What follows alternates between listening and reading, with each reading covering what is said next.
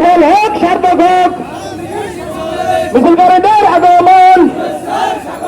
ইসলাম আন্দোলন পক্ষ থেকে লাল গোলাপ শুভেচ্ছা। আলহামদুলিল্লাহ প্রতিবাদনে এসেছেন যুবনেতা মোহাম্মদ শাহিনুল ইসলাম। আসসালামু আলাইকুম রহমতুল্লাহ।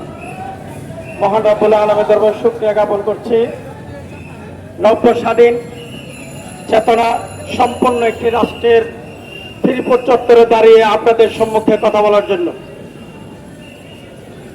আগামীকালকের ইসলামী আন্দোলন বাংলাদেশ কর্তৃক এই দেশ কিভাবে নির্মাণ করা হবে, এই দেশের অর্থনীতি কিভাবে চলবে, এই দেশের পররাষ্ট্রনীতি কিভাবে চলবে, এই দেশের স্বরাষ্ট্রনীতি কিভাবে চলবে, আগামী দেশ চলাবে কারা, আগামী দেশ চলার নীতি কি হবে, তার বিস্তারিত আলোচনা হবে কালকের সমাবেশে। ঠিক কিনা বন্ধুরা?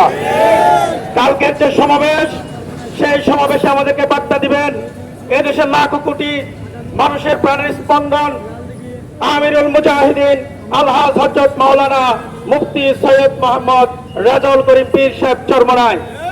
উনি কিন্তু আজ এই বাংলাদেশের নেতা নয়, পুরো বিশ্বের মানুষের কোটি কোটি মানুষের নেতাতে পরিণত হয়েছে।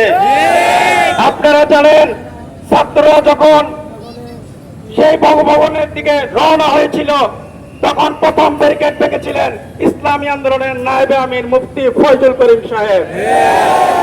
উনি হলেন আমাদের চেতনার বাতিঘর। আজকে যারা বিগত দিনে দেশ চালিয়েছে এমন কোন ব্যক্তিকে পাওয়া যায় না যে যার দুর্নীতি নাই।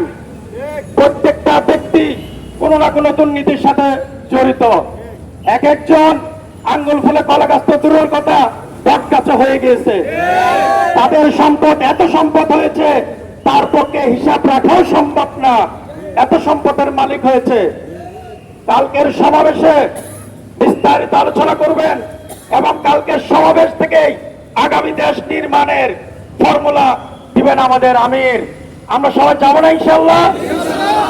আগামীকালকের সমাবেশ ন্যায় ইনসাফ প্রতিষ্ঠার সমাবেশ, আগামীকালকের সমাবেশ এই দেশ নির্মাণের সমাবেশ, আগামীকালকের সমাবেশ এই দেশে মানুষ সাম্য মানবিক মর্যাদা ন্যায় বিচার নিয়ে কিভাবে বেঁচে থাকবে সেটার জন্য সমাবেশ।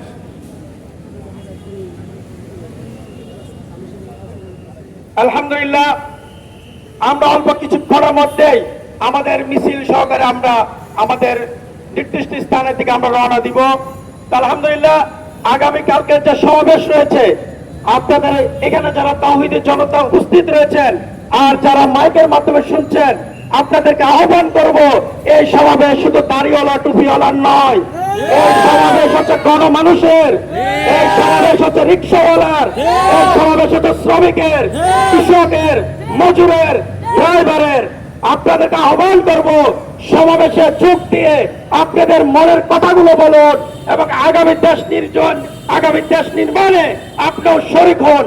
এই দেশের অংশ আপনারও রয়েছে।